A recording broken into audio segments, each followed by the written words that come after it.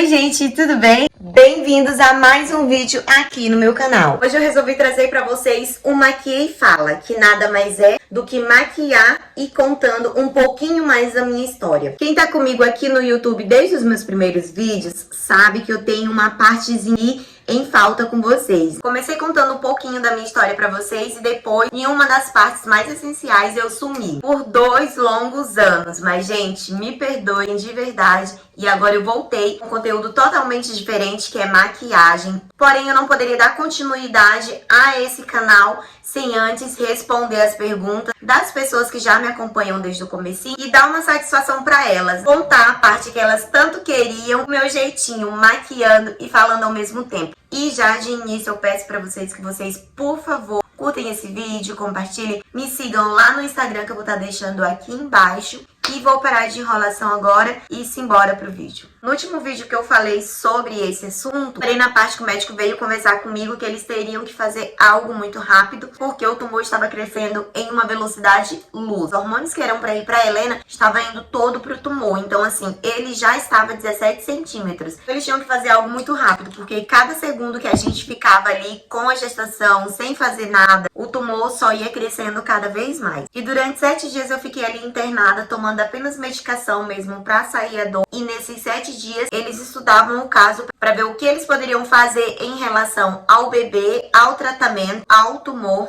E eles entraram em contato com os médicos de São Paulo e juntos, os daqui do Paraná, os de São Paulo decidiram fazer uma biópsia. Porém, a biópsia que eu ia fazer, como toda cirurgia em si, ela tinha risco. Só que o risco era um pouquinho mais por eu estar grávida. Então, durante esses 7 dias, os médicos decidiram fazer a biópsia. E para isso acontecer, eles precisavam de algumas coisas. E essas coisas eram uma UTI neonatal, caso eu entrasse em trabalho de parto. O SAMU aéreo, caso eu fosse entrar em trabalho de parto, eu teria que ir para a maternidade. Um SAMU móvel para me levar até o SAMU aéreo, caso eu fosse para a maternidade. E uma obstetra para estar ali durante a cirurgia, para se caso tivesse alguma complicação em relação ao bebê, ela saber o que fazer. E assim foi feito. Depois que já tinha conseguido todas as coisas que eles precisavam, eles marcaram a data da biópsia, que foi no dia 5 de dezembro, e um dia antes o médico veio conversar comigo. Ele veio no meu quarto e começou a me contar como seria feita a biópsia, e explicou que eles decidiram, junto com os outros médicos, que a melhor maneira de fazer a biópsia seria com anestesia RAC.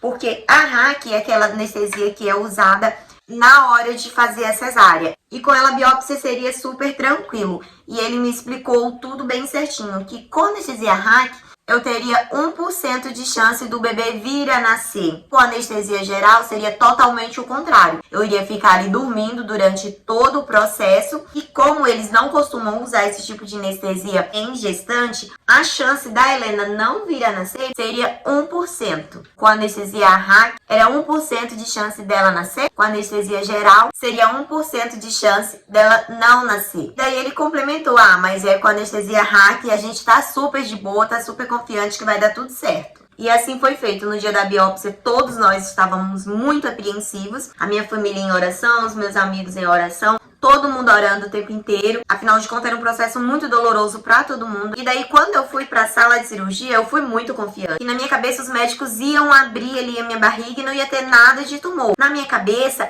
eu seria um milagre, mas um milagre como? Sem passar pelo que eu passei, apenas os médicos me abrindo e chegar lá, pum, não tem nada. Na minha cabeça, o milagre só era um milagre se abrisse e não achasse nada. E daí eu me apeguei muito com aquilo. Eu falei, os médicos vão abrir, não vai ter nada e tal, e orando, Jesus me ajuda. E daí, quando eu cheguei na sala de cirurgia, o anestesista viu os meus exames e chamou o médico. Falou, doutor, não tem como a gente usar anestesia RAC nela. Porque se a gente for usar, ela vai entrar em uma hemorragia muito grande e a gente vai acabar perdendo as duas. Então, infelizmente, a gente não vai poder fazer com anestesia RAC. A gente vai ter que arriscar fazer com a geral. E naquele momento ali o meu mundo abriu. Na minha cabeça ela ia nascer com aquele 99% de chance. Não ia dar tempo de chegar nem no SAMU móvel, quanto mais no SAMU aéreo. E quando a gente chegasse na maternidade não ia ter mais o que fazer. Quando eu comecei a ficar desesperada, imediatamente eles já colocaram a máscara, sei lá o que for. Eu sei que eu apaguei. Depois, quando eu acordei, já estava no quarto e não conseguia sentir a minha barriga. Eu passava a mão e não conseguia sentir que ali ainda tinha um bebê. Comecei a chorar bastante, a enfermeira veio, imediatamente perguntou o que estava acontecendo. Eu falei, cadê o meu bebê? Cadê o meu bebê? O que aconteceu? E daí a enfermeira me falou, olha, você tem muita sorte, viu? Ela tá aí na sua barriga e tá tudo certo. Não aconteceu nada. Comecei a chorar bastante. E depois de uns 15 minutos, mais ou menos, eu comecei a sentir uma dor insuportável. Parecia que nada ia fazer aquela dor passar. Eu gritava muito, me levaram pro quarto, eu gritando demais ali. Minha mãe do meu lado, chorando do outro lado, sem saber o que fazer, sem saber como me ajudar. E daí resolveram chamar os médicos, porque eu não parava de gritar. A minha barriga, eu vou ver se eu consigo deixar uma foto do tamanho do corte, do tamanho da barriga, pra vocês terem mais ou menos noção. A minha barriga, ela fazia isso, ondas de tanto chute que a Helena dava. E eu me desesperei. Eu vi aquele chute naquele corte imenso, eu gritava demais da conta. E daí o médico veio, quando ele chegou no meu quarto, foi com um sorrisão de orelha a orelha. Daí ele falou, o que tá acontecendo? Eu falei, doutor, não tô mais aguentando de tanta dor que eu tô sentindo. Chorando, falando isso aos prantos. E daí ele falou assim, mas por que tá doendo tanto? Eu falei, doutor, essa criança tá chutando tanto que eu não sei mais o que fazer. Eu não tô mais aguentando. E ele rindo assim, super feliz, sabe? Falou assim, agradeça a Deus, porque Deus gosta muito de você. Se essa criança tivesse chutado sequer um pouquinho do que ela tá chutando agora durante a cirurgia, infelizmente ela não estaria mais aqui pra contar a história. Então, ao invés de você chorar, comece a abrir a boca e agradecer. Porque eu tava sedada e ela não. E com a anestesia, ela tinha que ficar muito eufórica. Mas naquele momento, ela não deu um chute, ela não mexeu um segundo. A cirurgia durou em cerca de 7 horas e às 7 horas ela ficou super quietinha. Deus manteve ali a tranquilidade nela, né? E em momento algum ela chutou. E quando o médico viu que depois de tudo aquilo ela tava chutando muito, ele riu e falou assim, isso é sinal que vocês duas estão vivas. A partir daquele momento eu tava, obviamente, sentindo muita dor. Mas eu já comecei a chorar por um motivo diferente. Ao invés de chorar de tristeza, eu comecei a chorar de felicidade. Dele tá me falando aquilo e naquele momento eu não consegui ver. Mas hoje eu vejo que aquilo foi um milagre. Depois disso eu já perguntei pra ele, doutor, e a biópsia, o que deu? Todo mundo sabe que biópsia demora em torno de 1 mês pra sair o resultado. Porém, a minha, como era muito urgente, ele já soube depois que eu fui pro quarto ele do resultado da biópsia. Não tinha em mãos ainda, mas já sabia do resultado. E daí ele me falou, foi o que a gente imaginou mesmo, é maligno. A gente vai ter que entrar com químio, vai ter que entrar com todo o tratamento durante a sua gestação. A gente está estudando o caso e a gente viu que essa vai ser a única maneira da gente segurar o tumor um pouquinho e ganhar um tempo ali pra ver se ela ganha peso, se ela ganha tamanho, pra poder chegar às 35 semanas pra gente poder interromper a gravidez. Então pra eles era o quê? Quanto mais tempo ela passasse na minha barriga, melhor. Pra mim e pra ela, porque ela tinha mais chance de sobreviver e daí eu estaria fazendo o tratamento. E ao invés do tumor aumentar, ele daria uma seguradinha. Então a gente tinha um tempo para ela poder vir a nascer, para continuar com o tratamento e o tumor não evoluir. E assim foi feito. No dia seguinte da biópsia, eu já vim para casa. Com 12 dias após a biópsia, a gente já fez a primeira quimioterapia. E foi assim um processo muito doloroso, porque além dos enjoos, além da dor física, além da dor psicológica, era muito desgastante ter que estar indo e vindo para Maringá direto. Porque daqui, para onde eu fazia tratamento, é 1 hora de viagem, então querendo ou não é cansativo. E quando você tá grávida, você tá doente, é mais cansativo ainda. Fizemos a primeira químio, marcamos a segunda químio pro dia 2 de janeiro, porém aí nessa mesma data, 2 de janeiro, foi a mesma data que eles conseguiram encaixar para finalmente Helena vir a nascer. E eu confesso que até o dia da Helena nascer não foi fácil. O dia que eu voltei pra casa foi o pior de todos os dias. Porque até então eu tinha saído boa de casa, né? Eu tinha saído apenas com uma dor, não com um diagnóstico daquele. E quando eu voltei, tão impotente, tão insegura, sem saber o que viria, eu fiquei com muito medo. E em momento algum eu queria entrar pra casa. A gente chegou e eu fiquei naquele embate de não querer entrar, eu quero a minha vida, que isso, que aquilo.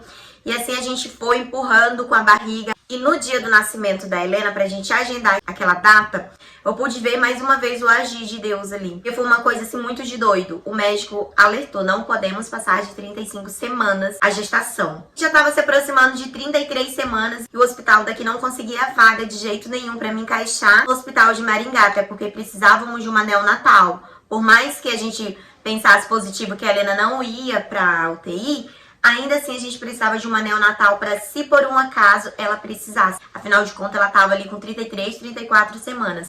E daí, em um dia, do nada, eu acordei com um pouquinho de perca de líquido. Eu chamei minha mãe, a gente já foi pro hospital correndo. O hospital daqui das Graças já me mandaram imediatamente pra Maringá. E quando eu cheguei em Maringá, foi uma coisa assim tão de Deus, que quando eu entrei no consultório, a médica já estava me esperando com todos os meus papéis da cesárea. Ou seja, não fizeram toque, não fizeram o exame, não fizeram nada pra saber o porquê da perca do líquido. Simplesmente ela estava lá com toda a documentação pra poder fazer cesárea no dia 2. Eu fiquei assim, meu Deus, o que tá acontecendo? A gente não conseguia data, do nada eu comecei a perder líquido. Quando cheguei lá no hospital, já estavam com toda a documentação pra finalmente fazer o parto da Helena. Então ali eu vi que Deus estava agindo de uma maneira tremenda, porque se eu não perdesse líquido, eles não iam conseguir me encaixar. Então Deus queria mostrar pra mim mais uma vez que Ele estava ali comigo, que Ele estava agindo. E assim foi feito. A gente marcou a cesárea pro dia 2 de janeiro. E daí no dia 30 de dezembro a minha irmã veio pra ficar comigo. A minha mãe já estava aqui comigo.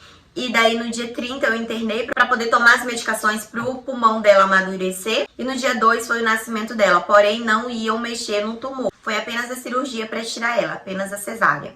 E foi uma coisa assim de doido, porque quando eu soube do tumor, o que mais doeu, o que mais eu me questionava era a perca do cabelo. Doía de uma maneira tremenda. Não consigo hoje diferenciar a dor física da dor que eu senti quando eu perdi meu cabelo. Eu coloco na balança pra mim que as duas é a mesma coisa. Não dá pra falar assim, esse doeu mais, esse doeu menos durante todo o tratamento. Eu não consigo. Pra mim o que doeu bastante foi a perca do cabelo, porque todo mundo sabe o quão vaidosa eu era. E também quando eu vi aquela cicatriz enorme no meu corpo, aquilo ali acabava comigo. E daí no dia que a gente veio embora do hospital, né, o dia que a médica finalmente deu alta pra eu vir embora, trazer a Helena, graças a Deus ela não precisou de UTI, então ela já vinha embora junto conosco. Quando eu fui me arrumar no banheiro do hospital, eu comecei a pentear o cabelo e começou a sair tufos e tufos do meu cabelo. A escova ficou cheia de cabelo. Eu não consegui não gritar. Eu gritava tanto que parecia que a alma ia sair do meu corpo. Finalmente, o momento que eu mais temia tinha chegado e eu não sabia o que fazer depois dali. Eu me senti tão impotente, eu me senti tão insegura. E o cabelo era a parte que mais impactava. As pessoas falavam, mas cabelo cresce, não se preocupa com o cabelo. A primeira coisa que as pessoas falam, elas acham que tá confortando a gente que tá passando por essa situação de alguma maneira. Só que a partir do momento que você fala assim, cabelo cresce. Tá, cabelo cresce, mas o cabelo é uma das partes mais importantes quando alguém tá passando por aquilo. Quando você chega em um lugar com a cabeça raspada, automaticamente as pessoas vão associar cabeça raspada e câncer são a mesma coisa. Dificilmente você vê uma pessoa careca e fala, não, é porque ela quer um corte de cabelo, é porque ela quis assim. Não, é muito raro. E era esse o meu medo, era isso que eu não queria pra mim. Então, quando eu vi que tava chegando aquele momento, finalmente, eu me senti tão impotente que eu não sei explicar. E daí eu comecei a chorar. O Bruno veio correndo porque ouviu os meus gritos, né, dentro do banheiro. E tinha outras mães ali no quarto. E daí eu comecei a gritar muito. O Bruno foi tentando me ajudar, me dar apoio. Arrumou o meu cabelo. A gente veio embora e quando a gente chegou aqui, outro choque. Ele saiu pra cortar o cabelo e quando voltou de cabeça raspada. Aquilo pra mim foi um choque assim tão grande, porque tava mais real ainda o que ia acontecer comigo. E foi assim muito, muito, muito, muito triste.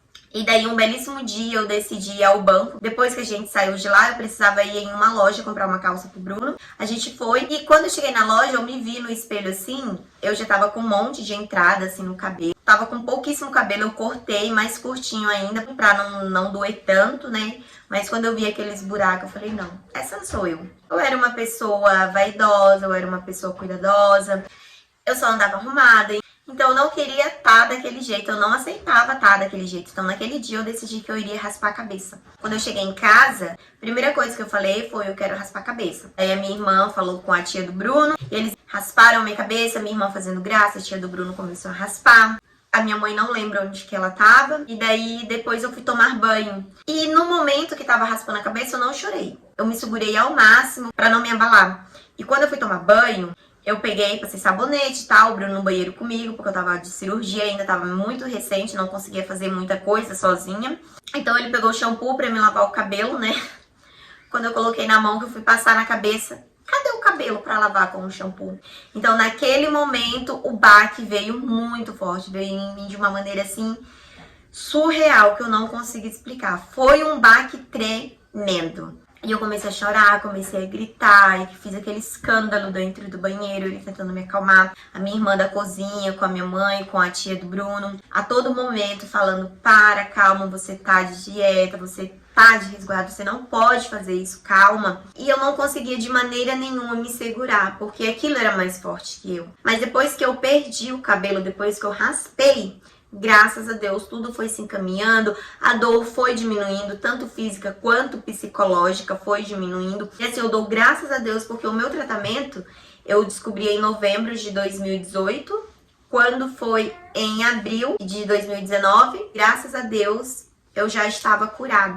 Então, assim, foi um processo que parecia muito lento, porém foi uma coisa muito rápida, graças a Deus. E hoje, quando eu vejo que, graças a Deus, eu tô podendo dar o meu testemunho aqui pra vocês no YouTube, quando eu penso que tudo isso passou, é tão gratificante que não tem nada no mundo que pague. Quando eu olho pra Helena, que eu vejo que ela é cheia de saúde, eu agradeço sempre a Deus. Eu agradeço muito a Deus, porque não é fácil. Quem passa sabe que não é fácil, nunca foi fácil e nem vai ser. Eu não fui a primeira, não serei a última, mas eu quero dizer pra alguém que tá aí do outro lado, se tá passando por isso ou por outra coisa, porque às vezes a gente fala assim, ai, eu não conseguiria passar por isso, ai, mas isso é muito forte, eu não teria capacidade pra passar por isso. E isso vai me matar, isso tá acabando, isso, aquilo. Cara, no teu limite é onde Deus começa a agir. Então entrega na mão dele, porque tudo ele vai fazer. Ele não dá um fardo maior do que a gente pode carregar. Durante o meu tratamento eu conheci um hino, que é o Eu Cuido de Ti, da Amanda Vanessa, no que eu me apeguei muito com Deus e me ajudou bastante. Principalmente na parte que ele falava, tudo isso é necessário para te amadurecer. E depois vem novidade pra você. Eu me apeguei muito na fala desse hino. E a cada momento que eu queria desesperar, que eu desesperava, que eu tinha crise, que eu ia pro hospital, eu tentava ao máximo me apegar à letra desse hino. Porque a gente tem que ter uma âncora em algum lugar. Uma estrutura. A gente tem que ter uma pessoa que fala, não, vai passar. A gente tem que ter um ponto ali de equilíbrio. Tenta procurar pessoas que passam pelo mesmo que você e vai te entender melhor. Vai te dar uma palavra de apoio, vai te dar uma palavra de incentivo, vai te ajudar. Busca um hino que você goste. Eu falo hino porque hino costuma ter muitas palavras de conforto. Pra gente, nesse hino, a parte que eu mais amava parecia que era Deus me confortando. Parecia um conforto tão grande que era de Deus, porque não tem explicação. Durante todo o meu tratamento, eu vi Deus agindo. E esse hino, e teve uma parte que eu me apeguei muito, que foi essa daqui. Quando você sente medo, do teu lado eu estou. E é bom que você saiba que eu sinto a sua dor. Esse foi uma âncora na minha vida. Todas as vezes que eu sentia dor, que eu batia a cabeça na parede, que eu batia a cabeça no guarda-roupa, que eu gritava, todas as vezes eu me confortava, eu me acalmava cantando esse hino. Quando eu não colocava ele pra fora, eu cantava pra mim mesma, eu cantava na minha mente. Tudo isso é necessário pra te amadurecer. Todas as vezes. E assim foram várias vezes que Deus falou comigo. Teve uma outra vez também que foi muito forte. Muito forte. Eu levantei, eu tava super bem, na minha cabeça eu tava bem, né? Eu levantei, falei, hoje eu não vou chorar, hoje eu não vou perguntar por quê, hoje eu não vou fazer nada disso. Hoje eu vou apenas agradecer e curtir a minha filha e boa. Quando eu abri a porta do meu quarto, eu vi que minha mãe tava chorando. Eu vi que os olhos dela estavam inchados. Aquilo pra mim foi muito forte. Eu falei, não quero mais isso, não vou mais lutar, não vou mais fazer nada. Vou dar um basta nisso hoje. Daí eu voltei pro quarto, me tranquei no quarto, peguei um fio, coloquei na janela. E falei assim, de hoje não passa, porque eu não consigo mais. Eu não quero mais dar sofrimento pra minha família. E daí eu falei, vou desativar todas as minhas redes sociais, o meu celular. E vou dar um chega. Aí eu desinstalei o WhatsApp, desinstalei o Facebook, desinstalei tudo. Coloquei lá o fio na janela, respirei fundo e daí no momento que eu ia fazer besteira, veio uma coisa muito forte assim no meu coração pra mim poder instalar novamente o WhatsApp. Eu falei, mas instalar o WhatsApp? Pra quê? Aí eu fiquei com aquilo, instalar o WhatsApp, pra que essa vontade grande? Uma vontade muito forte, muito grande de instalar o WhatsApp. E daí eu instalei novamente o WhatsApp. E quando eu instalei meu WhatsApp, foi uma coisa assim de Deus, que quando eu lembro hoje, eu falo, Senhor, como você pode ser tão perfeito? Cara, foi muito de Deus. O meu celular começou a cair um monte de mensagem assim de todo mundo, porque teve um tempinho ali que você fica se questionando, mas fulano não me mandou mensagem, fulano sabe o que aconteceu, fulano poderia me mandar uma mensagem e tal. Não tem como, você se questiona. E daí eu me questionei por muito tempo. E naquele dia Quando eu reinstalei meu WhatsApp, começou a cair muitas mensagens de fulano, de cicrano, de beltrano. Alguns amigos meus, pessoas não tão amigos e outras pessoas que eu nem conhecia na vida, mandando mensagem pra mim. E eles não faziam pergunta. As mensagens deles era a seguinte: calma, fique bem, tudo vai passar. Oi, Nayane, é fulano. Tô passando aqui só pra dizer que essa sua fase vai passar. Tudo isso vai passar, não te preocupa. É só uma fase. As meninas, minhas amigas do Maranhão, pessoas do Maranhão que eu nem conhecia. Tipo assim, foi muito forte. Muita gente me mandando mensagem ao mesmo tempo. E daí, naquele momento, eu ajoelhei chorando muito, muito, muito. Porque não tinha como aquilo não ser de Deus. No momento que eu falei, chega, foi onde Deus agiu. Ele falou assim, chega não, chega pra você, mas é aqui que eu vou agir. Então naquele momento ele colocou a mão dele sobre minha vida mais uma vez e me mostrou que o poder estava na mão dele, não na minha. E assim foram vários momentos que eu vivi um milagre. Foi difícil? Foi, já passou, graças a Deus. Hoje em dia eu faço apenas acompanhamento, não tem mais nada de doença, não tem nada de nada, graças a Deus. Então se você ficou até aqui no final comigo, já comenta aqui embaixo o que você achou do vídeo. Se você tem alguma dúvida, já deixa aqui embaixo, tá? Que eu vou tentar estar respondendo pra vocês. Já me sigam lá no Instagram. Isso, eu espero muito que vocês tenham gostado, já se inscrevam, já deixa aquele like aí no vídeo, tá? E até o próximo